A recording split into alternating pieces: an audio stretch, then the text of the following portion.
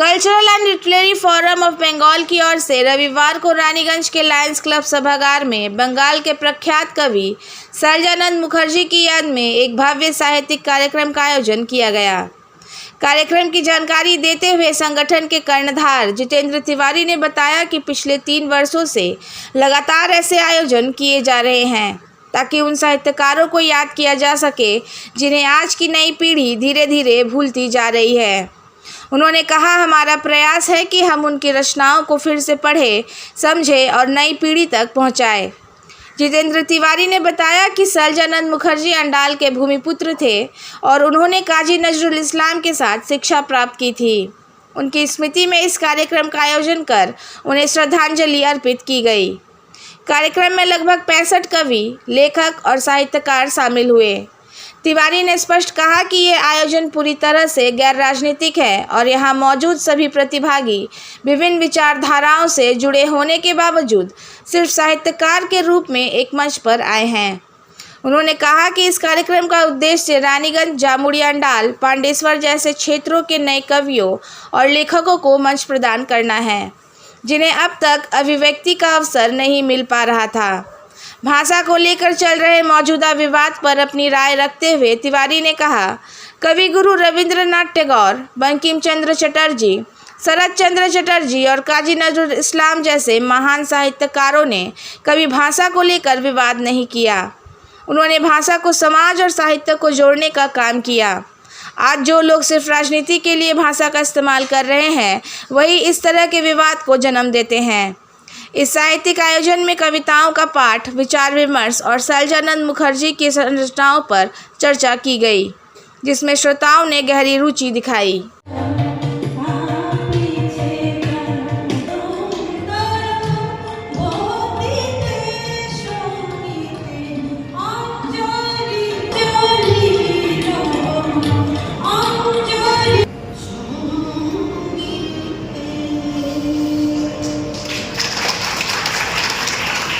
সকলকে আমার শুভেচ্ছা অভিনন্দন।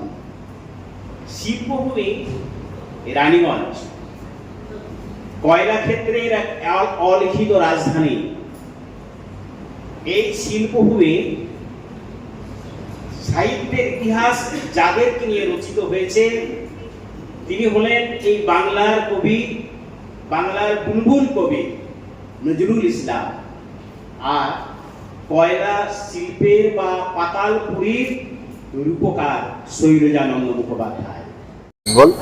সারা বাংলা জুড়েই বিভিন্ন জেলাতে যারা কৃতি ব্যক্তি আছেন, যারা সে জেলার নাম উজ্জ্বল করেছেন, রাজ্যের নাম উজ্জ্বল করেছেন, দেশের নাম উজ্জ্বল করেছেন, তাদের নিয়ে চর্চা যেখানে বন্ধ হয়ে গেছে তাদের কথা আবার তুলে ধরা এবং তাদের স্মৃতিচারণ করা এবং পরের প্রজন্ম তাদের যে লেখনী সেটা থেকে যেন শিক্ষা পায় সে ব্যবস্থা করা, এই উদ্দেশ্যকে সামনে রেখে আজ রানীগঞ্জে আমরা করছি। আপনারা জানেন যে শৈলজানন্দ মুখোপাধ্যায়, এই অন্ডাল গ্রামে তার জন্ম। তিনি কৃতি সন্তান ছিলেন বাংলার। তিনি নজরুলের সঙ্গে একসঙ্গে পড়াশোনা করেছেন রানীগঞ্জে। তার লেখা সারা বিশ্বমানের লেখা, তো তাকে আমরা স্মরণ করছি এবং তার সঙ্গে সঙ্গে এই অঞ্চলে জামুরিয়া, রানীগঞ্জ, পাণ্ডবেশ্বর নতুন প্রজন্মে যারা কবি, সাহিত্যিক, বুদ্ধিজীবী আছেন তাদেরকে একটা মঞ্চ প্রদান করা যাতে তারা সাহিত্য চর্চা করতে পারেন। এখন দেখা যাচ্ছে যে ভাষা নিয়ে অনেক বিবাদ হচ্ছে, বিশেষ করে ভাষা নিয়ে সমাজের মধ্যে বিভাজনের একটা চেষ্টা করা হচ্ছে। দেখুন সামনে রেখে আপনারা না, দেখুন আমাদের এই কাজ লাস্ট 3 বছর ধরে করছি। রবীন্দ্রনাথে কোনোদিন ভাষা নিয়ে বিবাদ করেননি, নজরুল কোনোদিন বিবাদ করেননি, জীবনানন্দ দাস কোনোদিন বিবাদ করেননি, শরৎ কোনোদিন বিবাদ করেননি, বঙ্কিম কোনোদিন বিবাদ করেননি। যারা ভাষাকে নিয়ে রাজনীতি করতে চায় তারা বিবাদ করে। সত্যি সত্যি ভাষা নিয়ে যারা কাজ করে তারা ভাষা নিয়ে বিবাদ করে না। ये तो है हर जगह, जहाँ भी हम लोग जा रहे हैं इस तरह का कार्यक्रम हो रहा है हर जगह। लोग आज करीब अभी तक 65 लोग आए हैं, 65 कवि, साहित्यिक, बुद्धिजीवी इस इलाके के हम लोग ने उनको निमंत्रण दिया था, वो लगाए हैं और आने वाले दिन में इस तरह का कार्यक्रम और भी होगा। क्या भैया देखा जा रहा है कि आगामी 26 का इलेक्शन है और हर राजनीति अपना अपना दल का प्रचार कर रहा है, उसी जगह पे अभी आप कल्चरल प्रोग्राम कर रहे हैं? नहीं, ये cultural literary forum of Bengal पिछले 3 साल से काम कर रहा है। इसमें हर राजनीतिक दल के लोग हैं, हर राजनीतिक दल का अपना दर्शन अलग और ये कल्चरल जो प्लेटफॉर्म है ये अलग। यहाँ हर कोई अपनी बात कर सकता है, यहाँ कोई बंदिश नहीं है किसी राजनीतिक दल का।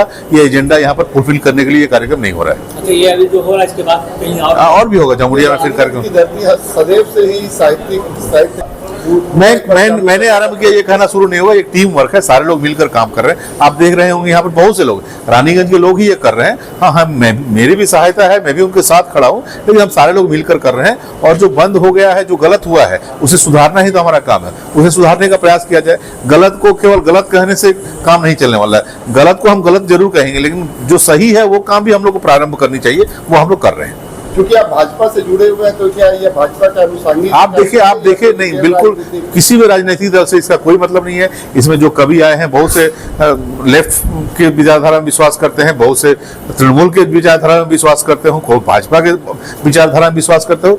ये मंच साहित्यिक मंच, खुला मंच है, हर किसी को अपनी बात कहने का अधिकार है और ये मंच हम लोगों ने प्रदान किया है।